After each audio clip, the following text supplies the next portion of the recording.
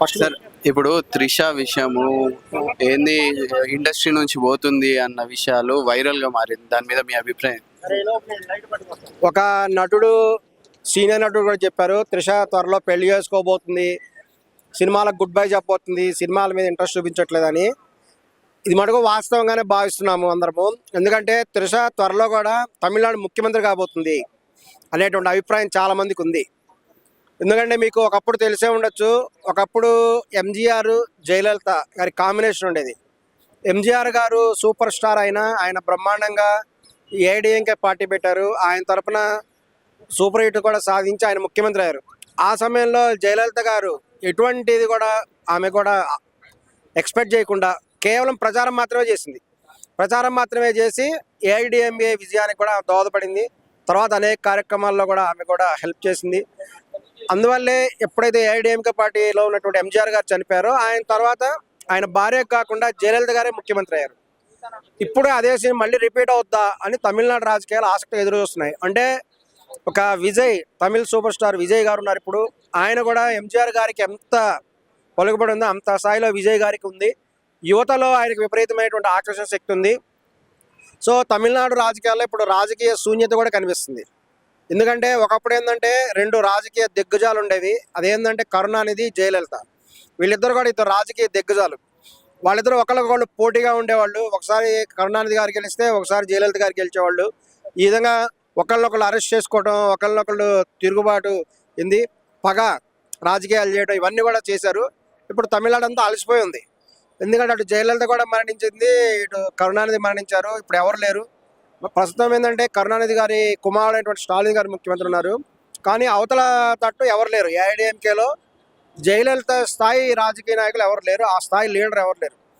ఆమె అనుచరులు శశికళ వస్తున్నారు అనుకున్నాం, కానీ ఆమె మీద అవినీతి ఆరోపణలు పెట్టి ఆల్రెడీ లోపల పెట్టారు కొంతకాలము. ఆమెకు కూడా బెదిరింపులు వచ్చినాయి, రేపు రాజకీయాల్లో వస్తే మటుకు నీ అక్రమాస్తులు మొత్తం బయట తీస్తాము, నిన్ను మళ్ళీ పర్మనెంట్గా జైల్లో పెడతామని బెదిరించారు. అందుకని పోయినసారి ఎలక్షన్లో కూడా పోటీ చేయలేదు. ఈసారి కూడా తను కొంతసేపు చేస్తూ ఉంటుంది. ఏమైనా జయలలిత స్థాయి ఆమెకు ఉండదని మేము ఎవరు భావించట్లేదు. మరి రాజకీయ శూన్యత ఎవరు పూరిస్తారు?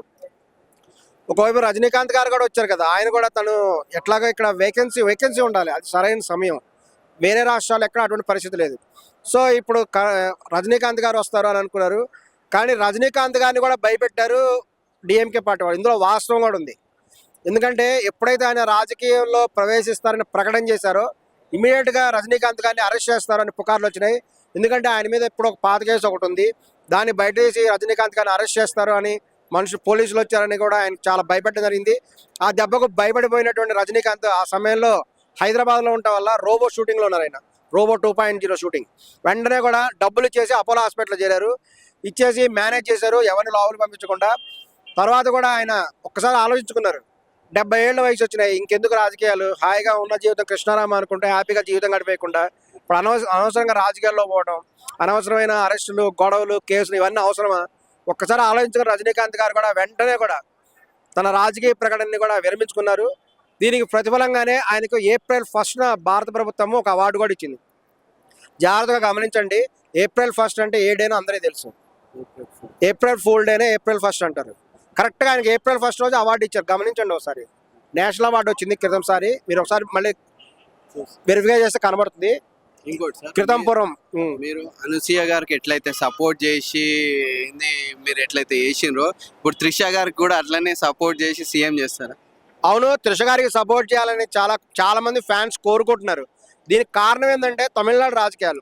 తమిళనాడులో యాక్చువల్గా 2 రకాల గ్రూప్స్ ఉన్నాయండి, అది ఇంకెక్కడా లేవు దేశంలో, తమిళనాడులో ఉంది. ఒక రకం ఏంటంటే ఈ యొక్క నాస్తికులు అంటారు, మరొక వర్గమును ఆస్తికులు అంటారు. ఇప్పుడు ఇదివరకు గమనిస్తే కరుణానిధి ఒక వర్గానికి ఒక నాయకుడు అయితే, ఈమె అప్పుడేటువంటి ముఖ్యమంత్రి జయలలిత గారు ఆమె కూడా బ్రాహ్మణం, అందువల్ల ఆమె ముఖ్యమంత్రి కాగలిగింది. ఆమె ఏంటంటే ఆస్తికులు, ఎవడైతే దైవాన్ని నమ్ముతారో అటువంటి వాటికి ఆమె సపోర్ట్ చేసేవాళ్ళు. ఇప్పుడు ప్రజెంట్ కూడా 2 వర్గాలు, త్రిష కూడా బ్రాహ్మణ్సే కాబట్టి త్రిష కూడా మరో జయలలిత అవుతుంది. ఎందుకంటే ఆవిడ కూడా పెళ్లి కాలేదు. ఈవెన్ ఆవిడ పెళ్లి చేసుకోవాలని ప్రయత్నించినా చాలా మంది ఆమె పెళ్లి కాకుండా ఆపేశారు. ఆ విషయం అందరికీ తమిళనాడు రాజకీయాల్లో తెలుసు. ఈ రోజున త్రిషే మరో జయలలిత అవుద్ది అనేటువంటి భావన కూడా చాలా మందిలో ఉంది. ఇప్పుడు ప్రజెంట్ ఒకవేళ విజయ్ గారు గెలిచినా, ఆయన ముఖ్యమంత్రి అయినా, భవిష్యత్తులో ఖచ్చితంగా మరో జయలలిత లాగా త్రిష కూడా భవిష్యత్తులో ముఖ్యమంత్రి అవుతుంది అని కూడా భావిస్తున్నాం. Thank you sir. ఇంకోటి, మ్యారేజ్ అయిపోయిన దాని తర్వాత కాస్టింగ్ కౌచ్ అనేది ఉంటుందా, లేకపోతే ఎందుకు బయటికి వచ్చేస్తున్నారు అంటే సినిమా ఇండస్ట్రీ నుంచి దూరంకి ఎందుకు అవుతారు? చాలా మంది హీరోయిన్స్ మ్యారేజ్ అయిపోయిన తర్వాత బిజినెస్ మ్యాన్ చేసుకుంటే కొందరు ఏంది మొత్తం ఇండస్ట్రీని ఎందుకు వదులుతారు? ఎందుకు కాస్టింగ్ అవుట్ అనేది చాలా సహజమైన విషయము. ప్రతి సినిమా ఫీల్డ్లో ప్రతి హీరోయిన్ ఫేస్ చేస్తుంది. ఎప్పుడు ఫేస్ చేస్తుందంటే అవకాశాల కోసం చేస్తారు, అవకాశాల కోసము.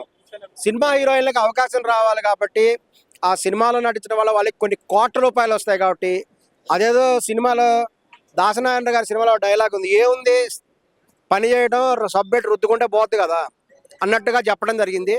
అలాగే సబ్జెక్ట్ రుద్దుకుంటే పోద్ది కదా, ఇంక ఏముంది కాస్టింగ్ వచ్చి అని చెప్పే ఉద్దేశంతో కూడా చాలా మంది హీరోయిన్లు కూడా కాస్టింగ్ వచ్చి పాల్పడుతున్నారు. ఇది వాస్తవం. ఇది నేనేమంటానంటే వాలంటరీ కాస్టింగ్ వచ్చి అంటారు. వాలంటీర్ అంటే ఏంటంటే స్వచ్ఛందంగా చేసేటువంటి కాస్టింగ్ వచ్చి.